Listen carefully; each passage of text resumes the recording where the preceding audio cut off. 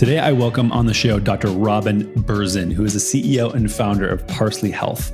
She is trying to democratize a lot of what makes functional medicine really complicated. And while I love how functional medicine works on the root cause of health and trying to restore that for people instead of trying to just manage symptoms like traditional Western medicine does, there are some huge problems with it. Number one would be how expensive it is. So providers, even here in Austin, that are pretty good, are charging $3,000, $4,000, $5,000. Yes, I'm not kidding you, up to $5,000 just for the intake. And that doesn't include testing either. And that is a huge problem. It's not accessible for a lot of people. The second one is just the variability in training. It makes it really confusing and hard to get providers on the same page around what they're testing, why they're testing it. And Parsley aims to help with both of these problems. They are trying to make it extremely affordable, as well as train a lot of clinicians in their way that they do functional medicine. So it's an awesome podcast. Rob and I also chat a lot about why we think the health system is so messed up and the future of medicine. So if you are interested in functional medicine at all, or curious about how we think the world's going to change now in the light of COVID, tune into this one. And I think you guys are going to get a lot of gems here. So tune in and I hope you enjoy. Before we get to the episode, I wanted to chat about our sponsor, Perfect Keto. Perfect Keto is all about making a ketogenic diet healthy and accessible. Whether you're reading all of our online guides or articles or enjoying Perfect Keto's exogenous ketones or any other keto-friendly products, everything you need to make keto work for you is at perfectketo.com. I know what you're thinking. Hey, aren't you the founder of Perfect Keto? Yep, that's right. And all of my insanely high standards have been put into making each and every product. My background as a functional medicine clinician helps me craft the cleanest and healthiest possible products and the best information about a ketogenic diet. Head on over to perfectketo.com to learn anything you need to know about the ketogenic diet. And if you've never tried any of our products before, feel free to use the code KETOPODCAST for 20% off your first order. This show is also brought to you by Alitura Naturals. When I considered sponsors for this show, I reached out to Andy, who is the founder of Alitura, and pretty much begged him to support the show just because they are the only products that I trust to put on my skin. So much garbage is in skincare products that it blows my mind. I cannot find any other products. I do not put anything else on my body other than Alitura. It's actually a lie. I use White Oak Pasture's beef tallow soap in the shower, but other than that, everything sort of pre-post around that is Alitura. And if you don't know why, your skin is the largest organ in your body. It absorbs everything you put on it. And men are less known for using sort of skincare products, but women average over 250 chemicals that are in their bloodstream from their skincare products by the time they walk out the door in the morning.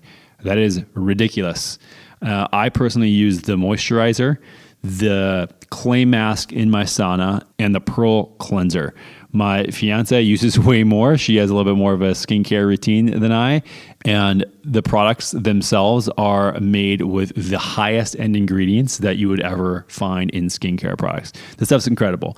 Andy himself is a testament how these products work. He's been on the podcast before to tell his story, but it was amazing. He was in a horrific accident. His face got all mangled up, and he basically made this formula to heal his scars, and he is now a male model. That is not a joke. He has incredible skin and is obsessed with the quality of his ingredients and the sourcing of them. He was just in Hawaii recently sourcing one ingredient of the many that are in one of his products. This guy goes, visits every single farm and product, and it is incredible. The quality you get here is by far the best in the industry.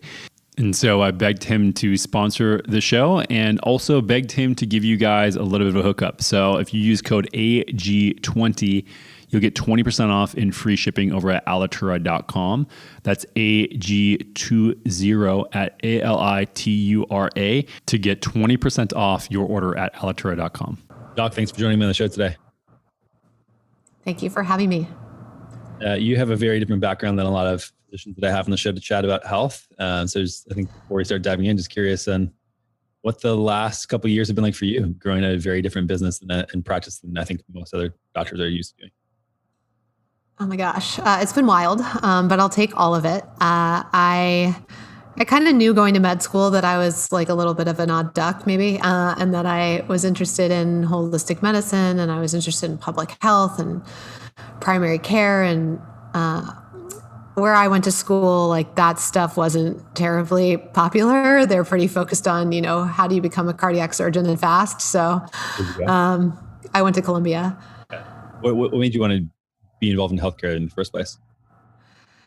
If I actually track it back and I'm like honest about it, it goes back to college. I was not pre-med. I never thought I'd be a doctor, but my grandmother was dying of colon cancer, and I took this course at my undergrad on cancer. It was like biology, sociology, epidemiology of cancer, like everything about cancer, and I just found it really fascinating.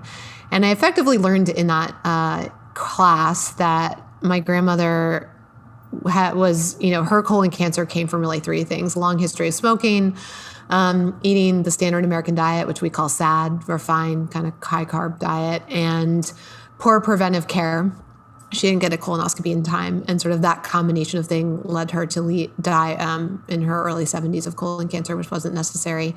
And it sort of set me off on this trajectory of being interested in like health and public health and medicine, but with this bent of, it feels like there's so much that the average person just isn't taught, doesn't know, and we have such a huge ability to impact our trajectory, and yet we aren't given those tools or that information, and that doesn't make a lot of sense to me. So I think I went into medical school like thinking that there has to be a better way. I think at the time I wasn't sure a better way for what, but just the sense there has to be a better way. And then I found myself really interested in like, how do we look at the whole person? How do we look at the body as an ecosystem? How can we stop ignoring nutrition, mental health, sleep, fitness, lifestyle, environment, microbiome? Like, how can we stop ignoring these things and just waiting until the wheels fall off the wagon? So, you got through. Here I am.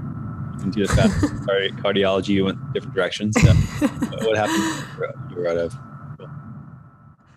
Oh gosh. So, Columbia for med school, some internal medicine at Mount Sinai. Along the way, I co-founded another startup, a health tech startup. That's a company that helps doctors kind of communicate better and share data in hospital settings. I kind of got bit by the tech bug. And, fast forward from there, I kind of exited the whole thing stage left a little bit and went into a mix of private practice in a very holistic, integrative, functional medicine type of practice here in New York City. And also I was consulting in health tech still. That was also like after my first company. And to be honest with you, there was this moment where I was like, I don't know, do I want to practice medicine? Do I want to go into this whole health tech thing and start another company? Like, what do I want to do? Which speaks to me more. And the answer was I didn't want to give up either.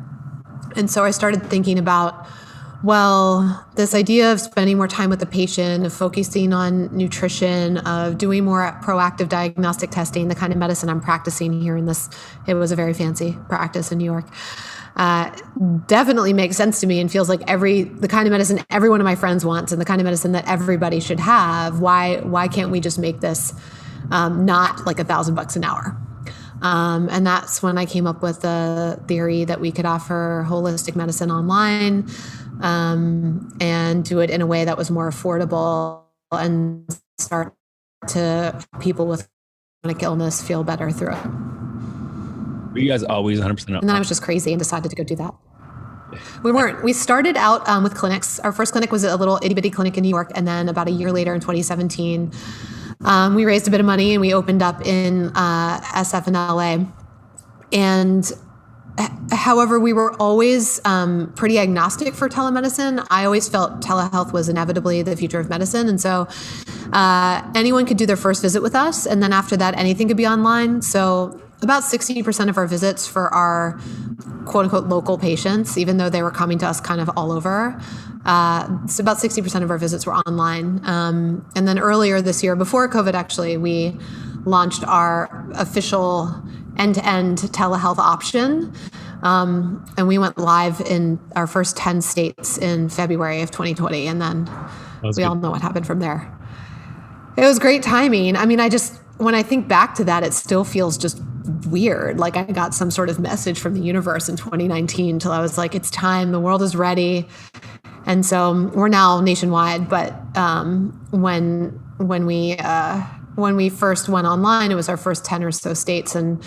But it was pretty natural for us because like I was saying, we were always doing a lot of telehealth because we just felt like, why are we making people drive down the street or drive from wherever to come see us or jump on the subway. Like, what we're doing as a doctor, what I think we do as doctors, is we take in your data, AKA what you tell us, your history, and your test results. And we run that through our pattern recognition software, AKA our brains. And we come up with a plan for you. And then we tell you what to do, and you have to go do it. And so Parsley Health was already doing all of that for people, whether you were in our office sitting with us or whether you were, 100 or 1,000 miles away. Yeah. I mean, this is one of the things that I have always thought about that as well. I mean, when I was first in clinic and then training clinicians under me, it's just, we are just big walking algorithms, and typically pretty bad ones at that. I always thought that there's, the future of medicine especially is probably going to look, I don't know how far you guys are projecting this out. I think that clinicians are obviously very necessary now, but what about in 15, 20 years from now? I think that the doctor is going to be much more like how a nurse is valued today. A lot of empathy, encouragement, accountability, rather than complete treatment plans. You guys, take a lot of data from what you do. Say, okay, somebody comes with Crohn's, here are their lab results. We're going to do this intervention and then compare it against somebody else. Or are you going to be doing that track at all moving forward, or is it all pretty much 100% one-on-one still? And you see that in the case. No, I agree with you. I think there is a role for doctors in the future. I don't know exactly what it's going to look like, but I agree with you that a lot of the sort of interpersonal value that we bring of trust, credibility, authority actually is really valuable, because I know that when I prescribe my patient a nutrition protocol, they take that very differently than the one they looked up on the internet or read in a blog post. And so there's a meaningful relationship there that goes beyond like just what we've always historically called, which I always thought was kind of a weird like bedside manner, right? But I do agree with you that a lot of it is about that pattern recognition and those algorithms. And what we've done is we're really the first scaled holistic medicine service. And so we've documented all of our protocols. We've created an in-house fellowship to train providers. So we bring in providers who are really great, have great credentials, and who are smart people and wonderful physicians. We hire physicians, NPs and PAs actually interchangeably. So our NPs and PAs work side by side with our doctors and see their own patients. But then we run them through our training program, and they learn our protocols. And what we do is a little bit different. So to take that Crohn's example, if somebody's coming to me with Crohn's, I'm really looking at not only their most recent sort of basic lab data, but I'm doing microbiome testing. I'm looking at food allergies and sensitivities. I'm assessing what other autoimmune conditions they have, because often they travel together. I'm going back into their history to understand maybe what triggered the first occurrence of that Crohn's. And then I'm looking to put the body into a healing state. So I'm putting the person on a bit more robust protocol than sort of like, here's your medication, bye. What we're doing is kind of taking a much wider data set when it comes to looking at your life, what you're eating, how you're moving, your relationships, how you manage stress, your environment, how you grew up, history of trauma, the other conditions that you have.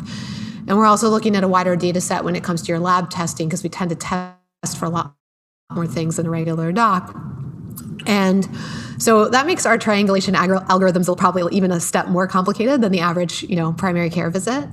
But we see our role as, how do we help you put your Crohn's into remission? How do we help you get off of Humira if that's possible? How do we make sure that you avoid an unnecessary surgical resection? And I think that we may be looking at a lot of the same data. We look at a little bit more of it, but our mandate is different. And I think that's really important. I think we have a healthcare system where the mandate is, keep you alive, maybe keep you out of the hospital. And I don't see a lot of healthcare systems where the mandate is help you heal, help you thrive. And that's what we're really looking to help people do. Yeah, it's more managing the illness instead of fixing it.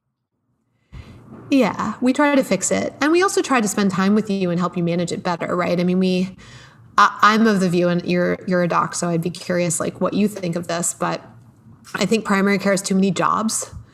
It's your pharmacy, sort of a prescription. It's your acute urgent care kind of colds and flus. It's your chronic disease management. It's your referrals. It's your diagnostic testing. And we spend, 90% of our healthcare costs today are due to chronic illness. But we're not really very good at taking care of chronic illness. We're really good at acute episodic management, and then we have a lot of expensive specialty care. And as I see it, there's this huge gap. Like there's acute care and urgent care, and there's a lot of that. Basic primary care, which is very acute focused. And then there's expensive specialists. And then in the middle is, 60% of American adults who have a diagnosed chronic illness. No one's really actually designed from like the ground up to help people manage those illnesses, let alone like reverse them and get better. And a lot of them, diabetes, heart disease, even mental health issues, PCOS, infertility, some autoimmune conditions, the stuff that we treat every day, GI issues, a lot of them are reversible.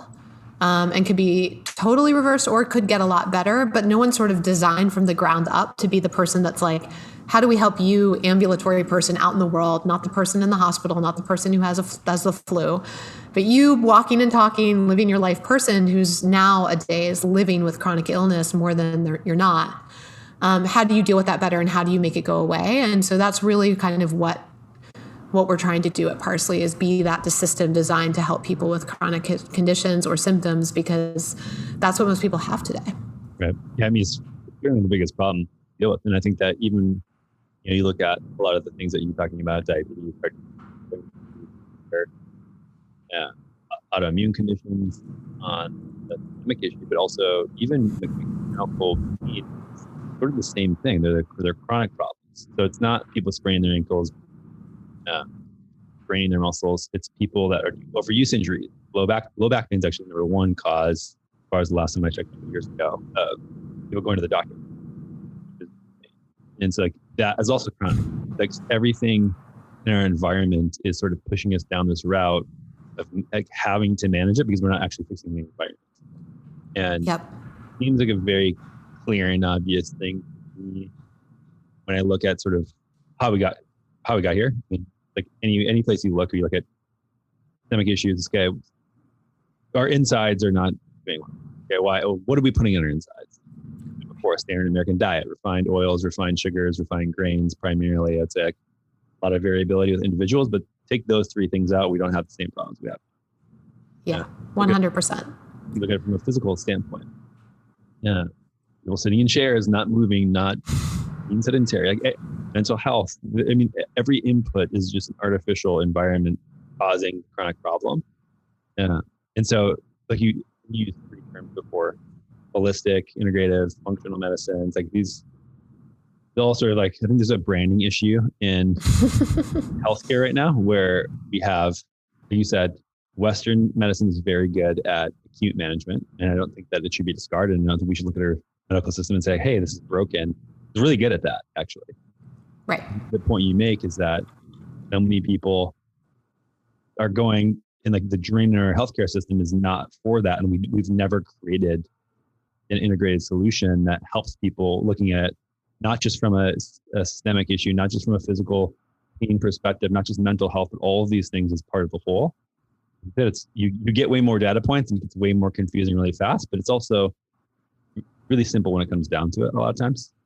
There are bigger levers than not. So I'm just curious, like how you guys think about, obviously it's very independent for whatever the patient comes to you for, but the way I sort of think about it is like you have nutrition, movement, stress / relationships, mental health things, and sleep, which also include like light and sunlight, things like that.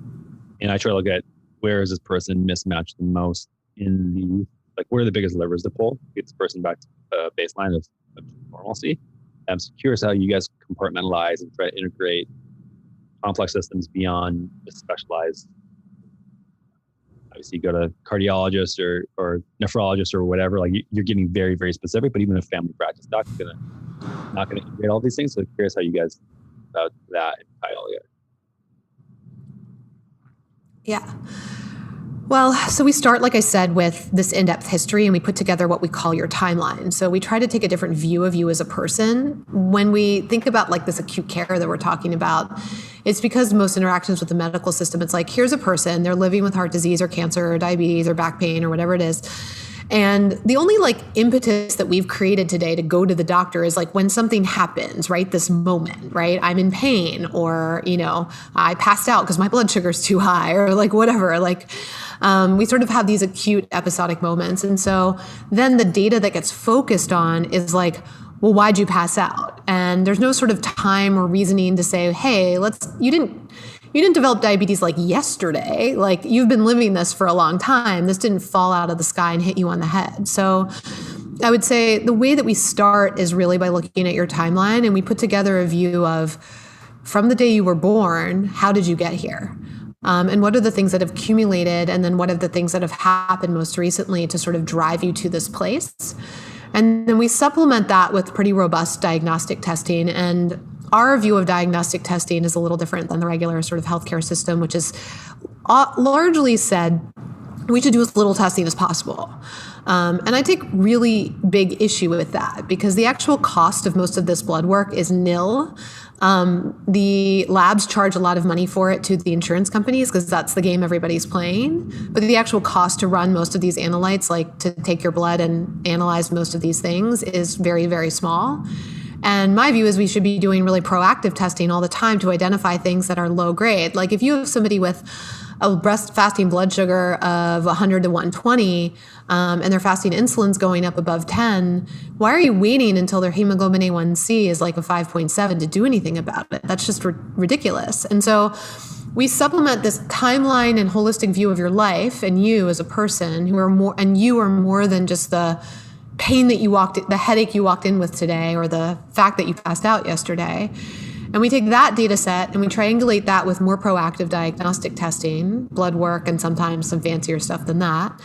And we put it together and we ask the question, why? And really, when we think about holistic medicine, in my view, it's looking at this wider, deeper data set, like I've said, and then asking why. Why do you have this problem? And is it something that we can reverse by asking why, or improve by asking why? So we don't look at the body as a set of disconnected organ systems. Like your kidneys are hanging out over here, and your brain is over there, and your heart's over there, and like nobody's got anything, to talk about. Often if somebody comes to me with a skin problem, it's starting in the gut. It's starting with what they're eating. It's starting with gut inflammation. It's starting with autoimmune that's triggered by what they're eating, and it's a gut issue. So we just look at the whole body together, and then we say, all right, like what is the biggest driving force? And so we may over time ask you to remove refined carbohydrates and sugars and so forth out of your diet. That's kind of our status quo for everyone because that's pretty toxic to the human body no matter who you are. But then we're looking at, are there specific supplements? Are there specific medications? We prescribe drugs all the time. Are there in-depth tests that we need to run to understand even more of the why of what's going on with you? And oftentimes through a combination of emphasizing nutrition, supplements, a mental health and relaxation practice, getting people sleeping again, movement, because the body is designed to move energy and move emotions through, or release emotions through movement. We try to put together a protocol for someone that, hits the levers, as you say, that are going to kind of start getting them moving the most. And then over time, we try to work them towards the rest, if that makes sense. Yeah. I mean, when do you guys think there's the way I see it is like there's an escape philosophy almost of people when they deviate from a natural environment, they're getting sick, they start getting sick. And a lot of times you can just change a lot of things, have them eat real food, eat locally, not be as stressed out, sleep more, be outside more, and they're sort of like revert back to what a human should feel like. And there's some people where they've gone too far and they need, like you said, maybe some medications, things like that. Like, where do you guys see that sort of threshold? And do you see, like, does the intervention change from one patient to another? So if it's somebody who's maybe needs some health coaching and needs to just get back on track doing some basic lifestyle management versus people who are far more, chronic yet acute, where they have problems that are really impeding and they need some intervention, and then they get more specialized care. How do you think about triaging those two type of patients? Yeah, it's interesting. Like we sort of, I wouldn't say we necessarily triage them. So everyone gets health coaching in our practice because no matter who you are, I recently saw a patient with pretty early Parkinson's disease, and He's in his 40s, and it's not a great trajectory. He has a pretty bad gene setup, and so in his case, he's got a number of specialists that he's concurrently working with. But we're also looking at what is on a nutritional level, inflammatory level, like what are the processes happening in his body that could be continuing to hasten the faster trajectory of this condition, right? The tissue damage is going to happen. We don't have a cure for it. I'm not going to cure it with holistic approaches. But what I can do is look at, are there any other kind of drivers in his body that is making this condition speed up or get worse faster? And so we really take the same approach no matter who you are. If you're the person with, your blood sugar's heading in the wrong direction, we're using a nutrition supplement and exercise protocol to try to turn that around. And then we're monitoring it so that you don't develop diabetes. If you're an insulin-dependent diabetic, we may never restore your pancreatic function. Like you might have blown it out and it's too late. However, you can have a much longer life and need much lower levels of insulin and have more energy and have a better slower overall deterioration of your body, because we all know as physicians that once you're insulin dependent, your mortality is significantly hastened. We can help you with that by guiding you through, plant-based paleo or ketogenic type of diet, and doing all the other stuff that keeps that disease trajectory from going from bad to taking over your life, landing you in the hospital. So for me, it's less about, is this somebody who is already seeing specialists? We have lots of those. I personally see 2 patients right now who are both also being treated for cancer at Memorial Sloan Kettering. The nature of of the impact I can have on them may be a little bit different, but the process is the same, if that makes sense. Yeah. So you're still seeing patients one-on-one? I do. I see patients on Thursdays, limited basis. Most of my life is running the company, but for me, that's like my why. So it keeps me. Doctors, no offense to you or anything, but I find we get real weird when we stop seeing patients altogether. How are you doing with that? I tried to split my time and do that, and I found that I couldn't focus on other things as well. And I get obsessed about whatever I'm thinking about or working on, and it's even tough for me to do podcasts and then jump back into business mind and planning long-term and trying to do big things. And so for me, changing gears can be challenging. I totally understand the feedback loop of, okay, we'll learn here, apply it over there. I just found that I had learned a lot first 5 years I was in practice that I was okay, I understand what the majority of the problems are here. And I think that there's absolutely a role for much higher intervention. I'm sort of focused on how can we help people at scale and kind of reverse some of the bigger things with talking about 60% plus of people are in chronic disease. And I think that just trying to give people alternatives to eating refined grains, refined carbs, and refined oils, that in itself is such an enormous problem. And so I've been trying to focus on that a little bit more. How do we change that with enabling local food systems, of providing people sort of a bridge from eating really crappy packaged food to eating better stuff, and do things like that, which is, hats off to you. You're doing a very different point where you're providing people, where they pass that escape velocity and need a little bit more intervention. But I just, No, it's interesting. I think we're very similar. I like solving problems at scale, hence I'm on my second company. But I find that for me, seeing patients every week, actually at this point, but it, and every Thursday morning, I'm always oh my God, how am I going to do this? But when I get there, or when I, open my computer, because it's all online, but, I don't know, running and building a company, as you know, is really hard. And for me, that emotional connection to the people that we're serving is really powerful. The other piece of it is that, we have over a 50-person clinical team at this point, and that's growing rather significantly at the moment. So it really changes my relationship to all of the providers at Parsley, to be seeing patients alongside them. And then for us, we're also a software company, so we're constantly building stuff and changing the user experience, both for the provider and the patient.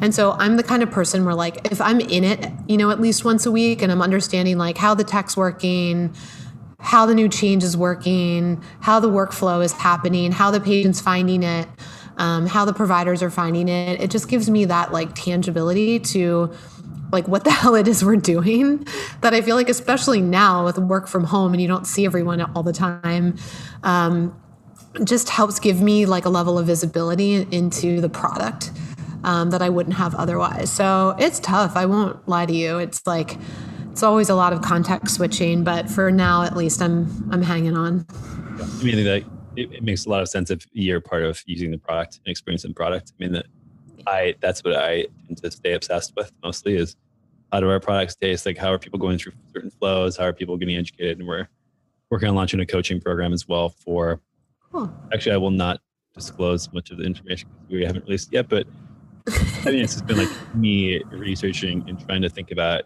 every single step of the way, and it makes sense that your patient work is doing that. Which makes a lot of sense. Yeah. So you launched in 10 states in February. Was it pretty seamless to get up and running? And have you seen laws change much as far as the telehealth? Just because I haven't paid attention, I just know that. So my practice in San Francisco, and I tried to do some, and it was I don't know, 3 years ago that I left practice. It was a pain in the ass for sure to try to manage remote and telehealth stuff at that point. And I think that it's changed a lot since then, but I'm curious as far as how the industry has responded in the last 8 months. From like a tech and operational perspective, we spent like the second part of 2019 setting up our infrastructure because we had planned to build a national telehealth platform for our medicine. And so we launched the first 10 states because, as you know, like you have to get cross licensure and make sure that your providers are licensed in states. And so we didn't feel we needed to launch all 50 day one to be successful. There's a lot of, services out there that are in 30 something or 40 something. But the plan was always to just roll all the rest out. And since February, we have, I think by this summer, we were nationwide. I think there's one state, and I'll be honest with you, I'm not even sure what it is that we're not in yet, but we're coming for you, whoever you are. Don't worry. You haven't been forgotten. And in terms of like the difficulty of it, I don't know. I find I think it's ridiculous that there's state-by-state licensure. I was trained in New York. I'm also licensed in California. Like the fact that I'm a New York trained, Columbia Sinai trained doctor, and I have to get licensed in New Jersey to see patients in New Jersey. It's all the same human body. It's all the same healthcare system. It's all the same health problems. Like it is just as I see it, like the system coming up with like barriers to control providers and to limit them. And I think it's archaic and frankly stupid. And so I look forward to that hopeful day where there's just a national license, which is, yes, you should have, it's a regulated industry. You should have a medical license. I'm not saying that you shouldn't, but the state by state thing is absolutely absurd.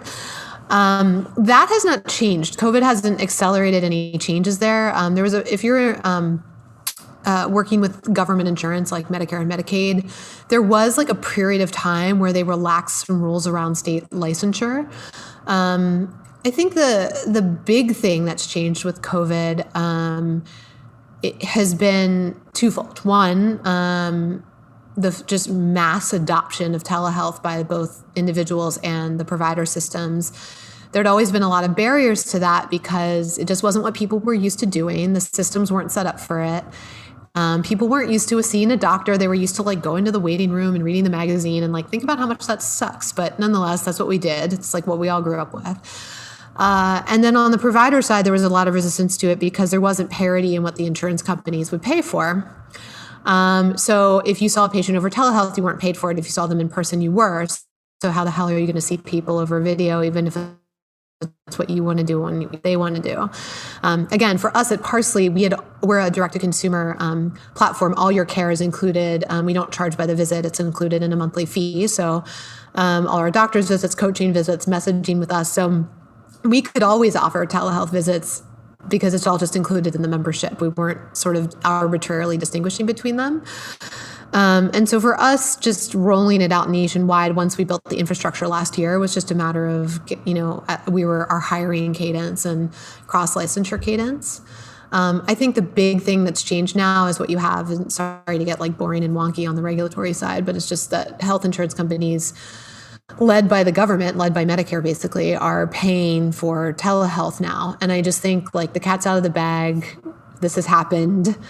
I don't see why we should be only serving, the woman I was speaking to earlier. She's like, I'm based in Montana and it was really hard to get to see a doctor in my town. And now with telehealth, I can see the same quality doctor that somebody living in, a big city could see. And just, there's no going back. Like we owe it to this country that has so many access problems when it comes to healthcare services to not keep limiting access through something as arbitrary as whether this is over video or in person.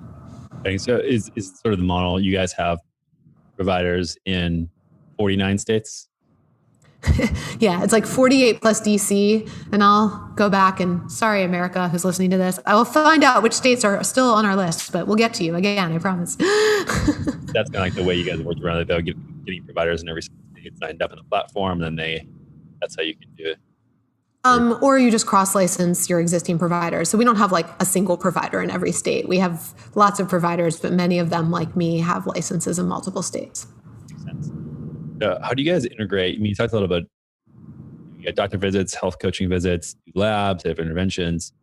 How do you integrate or try to quantify some of the stuff around mental health? This is just a category which is fascinating to me, where it's great that we're starting to pay more attention to it and not think it's just completely woo and in your head to sort of think or believe a certain thing or respond to stress in an environment different than somebody else and have past traumas, things like that. But I think we're sort of in this chasm where we're pre any sort of quantification, and it makes it challenging to give somebody an objective point of view around like, hey, yes, this is a thing and you're not crazy. This is how we can, measure it and get it better.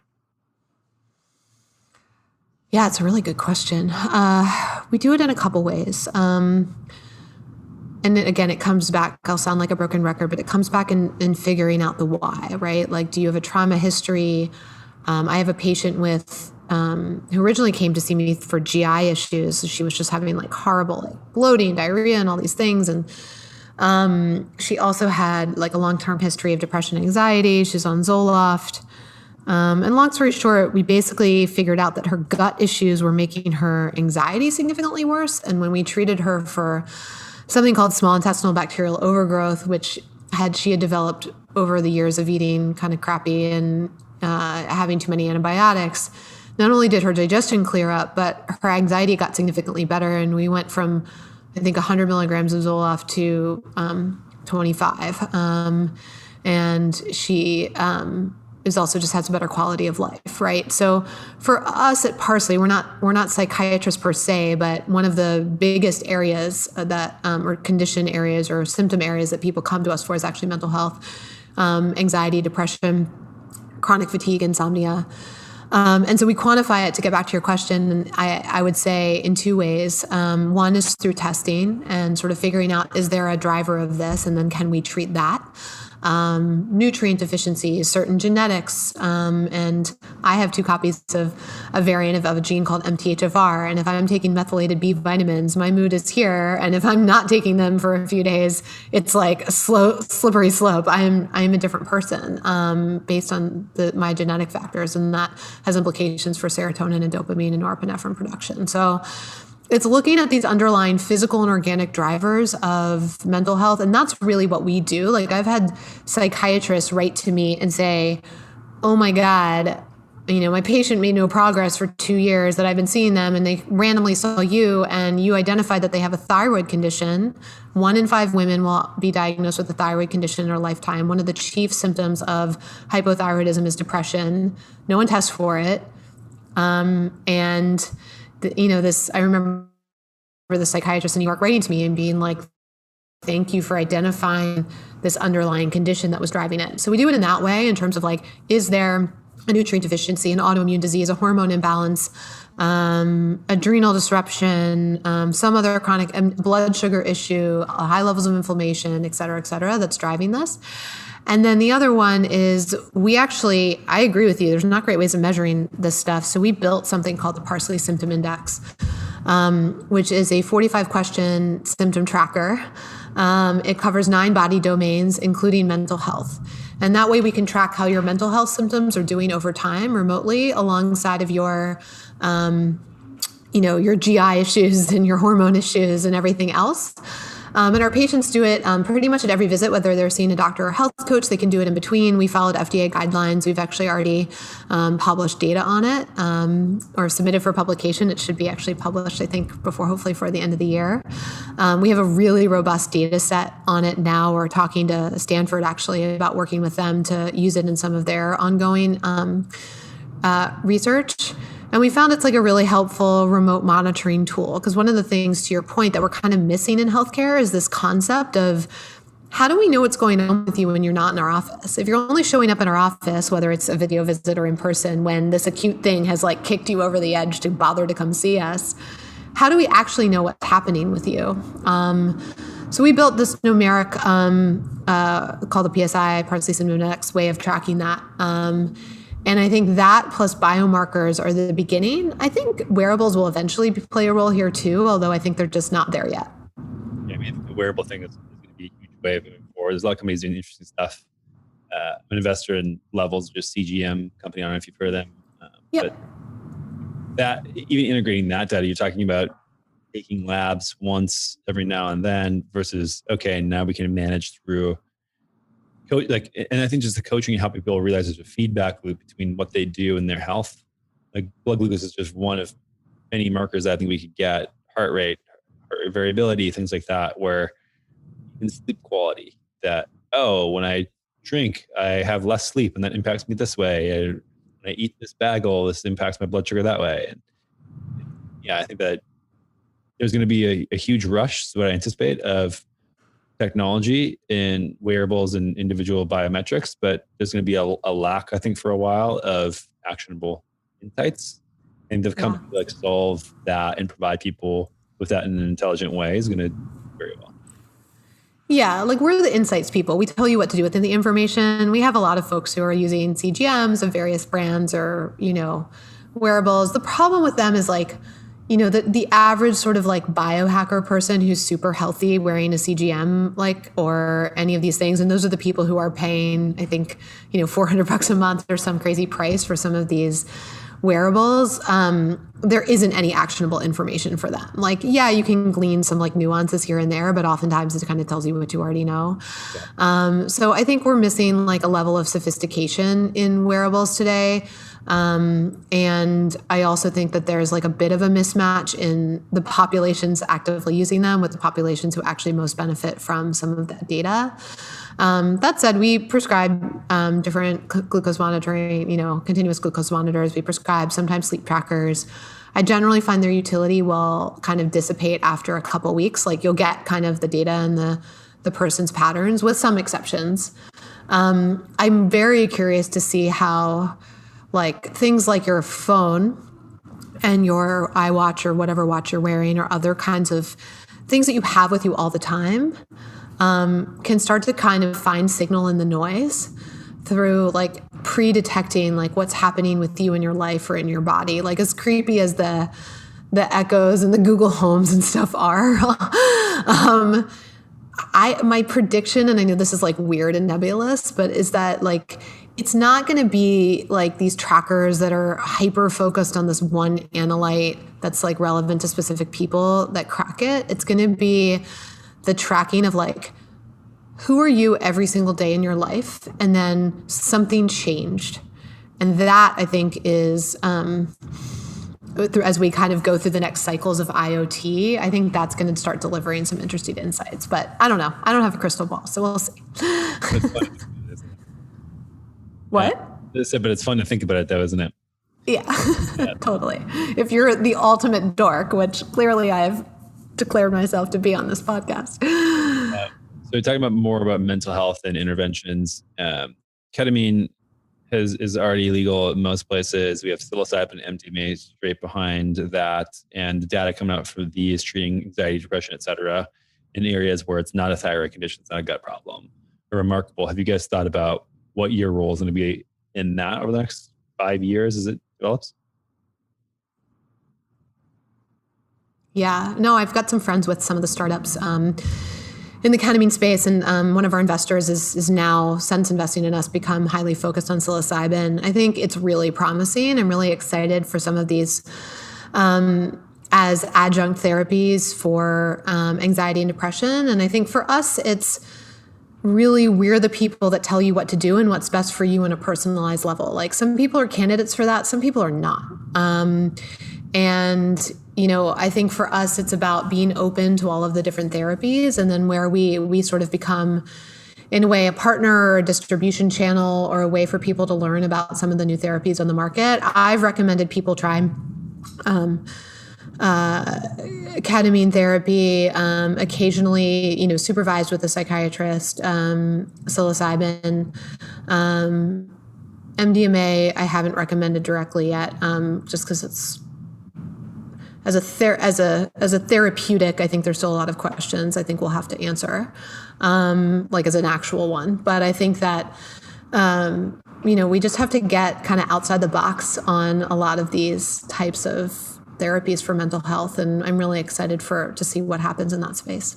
Yeah, I mean, I think that we've been talking about movement and it being important for releasing certain traumas and things stored in the body, and MDMA. I mean, stuff that MAPS is doing around that is fascinating. That sort of like allows people to have an awareness about that they have never conceived in their life before. And I mean, stuff's super powerful. I'm really curious to see how it all plays out. Just even watching 5-10 years of how the perception has changed. To me, that's the most exciting, is that like we're moving beyond these ridiculous stigmas around an organic chemical compound or an inorganic chemical compound, and deciding that this one is okay and this one is not, especially when these therapies are non-addictive. And I think that a lot of it comes down to like being disconnected. Like, if you sit all day for 11 hours, then one, you are set up for anxiety and depression, because the body was not meant to do that. And you were pretty disconnected from your body. Like, the way I describe it is, most people are walking around with a kind of like concrete wall between their head and their body, and like kind of ignoring what's happening down here until something like hurts so much it breaks, and then you have to do something about it. And I think that we live sort of like, in a lot of times in modern life, pretty disconnected lives, and not just disconnected emotionally, but like disconnected from our physical form. And yet there's so much power and pleasure, and like so much of your existence is powered by this physical body. And there's this like, we're always attacking it or treating it, or it's not skinny enough, right? There's just so much, like, body shaming isn't really the right word, but sort of like ignoring the power of the physical form. And I think that, MDMA, psilocybin, these utilize some of your biochemical processes to give you like a different experience, not just of your emotional state, but like of your physical body, right? And so I'm excited for them to help people kind of refine that, because I think that isn't the work. Personally, I believe it a lot in meditation, and it's a big part of my personal practice. I think the real work still has to be done through integration, through meditation, through other practices. But to kind of get people to like plug back in again to this experience, and to be able to be here for it, I think that the psychedelics have a lot of promise for that. Yeah, it's challenging for sure. People in between these experiences to be able to make any sort of practices. And I think that that's really important, that people think about things as practices instead of, it's like always so goal-based. And it's always, I'm working out, or I'm running, I have to do this thing for movement, or I'm doing meditation because I'm going to be that much better at focusing today. And I think that use the word practice, I think it changes a little bit with, okay, this is something that I'm just going to consistently do. It feeds me in whatever way possible, and changes a lot of people's minds on what they're actually doing. Yeah, for sure. How do you think about getting people more in movement in a city like New York? It's like, obviously it's contextual, but very challenging for what I've seen for people to be living like a human in cities like New York. I mean, I live in San Francisco. I think it was there, but every time I go to New York, it's baffling. So I'm just curious, like how you give people recommendations on that. Eating is hard enough there, but you can be done. Movement there, like I guess unless you subscribe to some super expensive gym, I'm just curious, like what your go-to tips are. Okay, so first of all, that is not true. I've lived in New York since I graduated from school, so I won't even say, but a while. My husband grew up in New York City, so we'll like forklift our family out of this place basically. But I think it's very possible to be very active here. I personally don't believe in expensive gyms. I belong to the cheapest gym that you can find in my neighborhood, and I go there probably like a couple times a month at best. I'm not a big gym person. But you can do yoga, you can do weights, you can go for long walks, you can run, you can bike, you can do like, resistance work. I don't know. You can be really active here all the time. You might not be in like the most beautiful setting, but I'll go out to Domino Park here in Williamsburg and be on the water and be active and be outside all the time. And I don't know, but I'm just saying that because I don't think it's an excuse. Yeah, I don't think it's an excuse at all. I think that it's more the lifestyle there that most people subscribe to. That's the momentum of that is really hard to get people. That's true. No, you have to decide that sometimes your day is going to be ended not with a cocktail and a dinner at 9 p.m., but instead with doing something else. I think in some ways, COVID has forced people to find that, right? Wherever we are. How's it? Sorry, I couldn't hear. What was that? How has the COVID experience changed that much? Probably if you were already working on telemedicine in February. Listen, it's been a wild year, right? Like just the sheer adjustment to work from home. I had a baby the first week of February as well. So I was sort of like just coming out of my own quarantine. And then it was like, nope, go back in. The adjustment for the company, because we were going into the office and here in New York, although we did have people all around the country prior to that. So I think COVID also forced a recognition for us as an organization that we were already sort of half remote, and we had to embrace that as opposed to being like half remote and half not. And it was, Q2 was really stressful because the world got thrown upside down and no one knew what was going to happen. But I think for us, it's just been a doubling down on our strengths as a business. I think for like me personally and for everyone I know, there's just this level of burnout that is collective and unprecedented that's been driven by both the pandemic, the lack of our usual outlets, the lack of some of our social lives being there for us and some of those connections. Zoom fatigue is real. After a day on Zoom, I feel very different than a day in person. I feel much more energized after a day in person than I do after a day of looking at a screen. That's just fact. And, I'm definitely looking forward to the new world. I don't think we're going back to the old world. I think the new world's going to be a blend of more flexibility, more work from home, more telehealth, things that I think are all good. But hopefully the resumption of some of the social fabric that I think is really important. It'll be different for everybody, but I agree. We're not going back to normalcy. It's what people think. Very different. No. I mean, you look at it even with telehealth stuff, but we've accelerated everything that was happening anyways. It was an eventual shift. I don't know. It's exciting for me. Yeah. It feels like COVID has, it's been horrible. And for frontline workers and my colleagues in hospitals, it's awful. But I also, and people who are dying, it's absolutely horrible. And it's also been this weird phenomenon, I feel like, of pulling every thread that was like already starting to be pulled and just yanking it. Right? Like everything is just like crescendoed into just happening that was already kind of in the works, just as you were saying. And I'm seeing it in everything, not just in healthcare. We'll wait and see how it materializes. All right, Robin. Well, thanks for the time. You've been a lot of stuff. Where can people find all the stuff that you were working on? Yeah, check us out on parsleyhealth.com. That's our website. We have a free trial. So if you're thinking about checking out what holistic medicine can do for you in your life, you can sign up for free and meet with us, see what it's all about, meet with one of our health coaches and before you're committing to anything. So I encourage you to sign up for that and also to sign up for our newsletter because we write a lot of physician-authored content and articles and put a lot of guides and videos and courses and other things that are free. And then on Instagram and whatnot, we're at Parsley Health, and I'm at Robin Berzin, MD. Thanks for listening to this episode of the Natural State Podcast. Hope you enjoyed it. And if you did, I'd really appreciate you heading over to whatever service you're listening to this podcast on, dropping me a 5-star review and your thoughts on the show. This helps us get discovered by more people and spreading the good gospel of health. And if you want to stay plugged into all of my self-health experiments, recent research and books that I'm reading and my interpretations of those things, products that I'm testing, and thoughts on all things related to health, check out my free weekly newsletter called The Feed. You can sign up for that at dranthonygustin.com/thefeed. That's dranthonygustin.com/thefeed. Thanks again for tuning in and your support of the Natural State Podcast.